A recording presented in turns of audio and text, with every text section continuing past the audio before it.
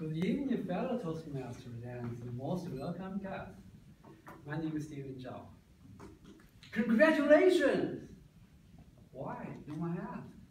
Because right now, I'm about to give all of you a simple but precious gift that will make you healthier and happier if you take it and digest it.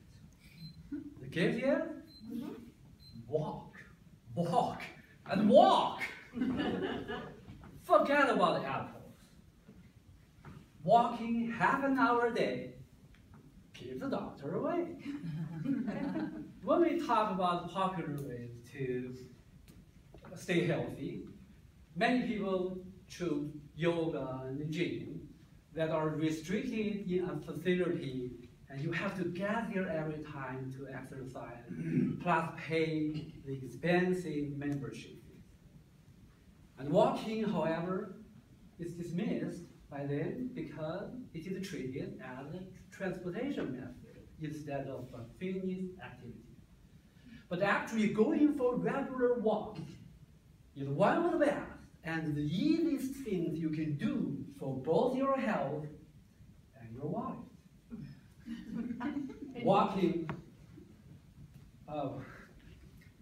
Walking is a low impact, moderate intensity exercise, suitable for everyone. You can start your walking routine by simply walking around your neighborhood. You can increase your speed or pace if you like a challenge, or just stay in your comfort zone. You can also break up your daily step into any size increment if that works for you. Unlike any other fitness activity, walking requires nothing but a pair of tennis shoes, saving a big chunk of money throughout the year.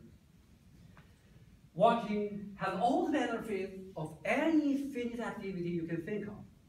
It can increase your metabolism and burn calories, helping you lose or maintain your weight. Walking helps decrease your blood pressure and cholesterol, reducing your risk for heart disease, stroke, and diabetes. Walking is a weight-bearing exercise that puts stress onto your bones, and your bones respond to the stress by growing stronger and denser, helping to reduce the risk for osteoporosis. Research even shows getting up and walk around for 2 minutes every hour can increase your lifespan by 33% compared to those who don't. Besides many benefits that you already know from other exercise, walking has many unique ones you might not know. It lifts your spirit, relieves your anxiety, and makes you feel happy. A study has been done with a group of volunteers who were asked to assess the severity of ongoing personal problems, like weight gain, marital issue. And then they were sent on a 10-minute walk. Afterward, they were asked to assess their problems again. This time, they described their problem as less serious. When you stride with your partner, a neighbor, or best friend, that interaction helps you feel more connected and boosts your mood.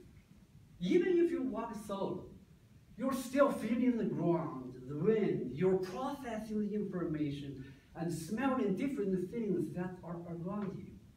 All of this provides a considerable amount of distraction that gradually fade out your sadness and stress. Walking outdoors also exposes you to natural sunlight. It increases the serotonin level in your body. Believe it or not, in some cases, walking can be more effective than running. Scientists found that brisk walking can reduce the risk of heart disease more effectively than running.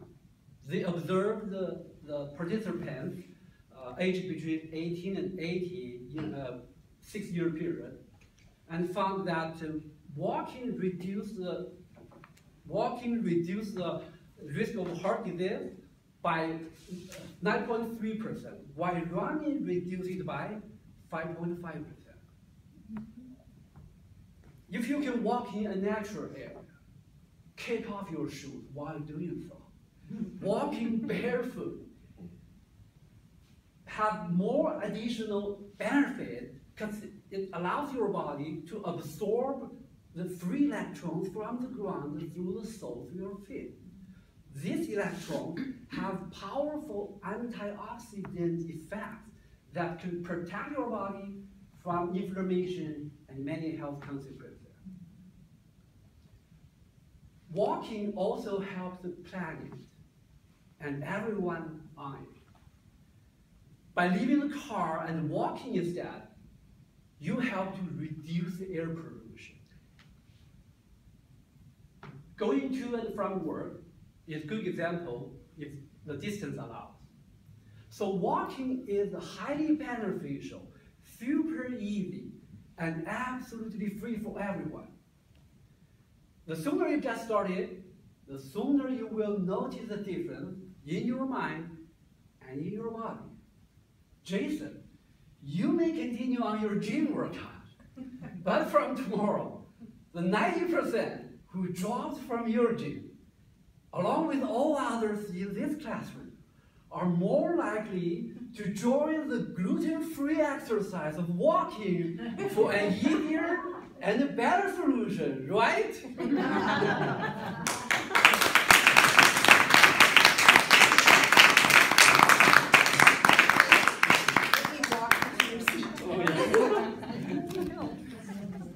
Mr. Timer, do we have 1 minute to complete the feedback? This evening, I get to evaluate Stephen's speech. Where is Stephen? Oh, there he is. He's got his hands over his eyes. When Stephen first came, I met him at the door and welcomed him, and he was so nervous. And he said to me that he actually can do speeches, but he is uncomfortable doing impromptu. And I remember listening to him the first couple times doing impromptu, and then when he got up to do his speech, I met a different man.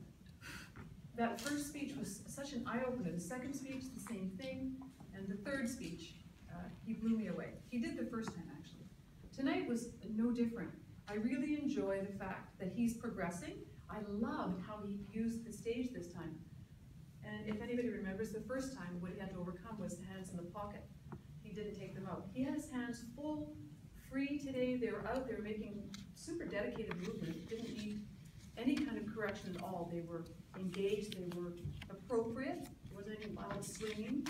It made sense. And that is where movement is really good, and where the progression goes for a speaker is to use movement that doesn't look fake or artificial, but actually enhances the speech, and it certainly did this evening. Okay, Stephen's voice. English is not his first language, but when he gets up here, he has more cadence and more up and downs in his voice than most speakers. He absolutely takes it up, he softens it when he needs to at the end of every sentence. I was really, truly amazed. And I think that's just going to get better and better, because that is something you learn, but it's also, I think, intuitive to know when to drop your voice and when to charge it up. His voice is loud enough for this room, but I would caution, because we are so wide, when you turn to face one side, you're not seeing your mouth move, and that's important for a lot of us to see the movement of the mouth, to catch some of the words we may not have caught. So if you step back a ways, so that everybody can see the whole range of movement, even when you're turned slightly, that would be helpful. And do come forward like you did, but then get back so the whole audience sees you. I did notice a tiny bit looking at the ground. I think I saw it in myself tonight after witnessing it in you. And it is something we all, again, strive to avoid.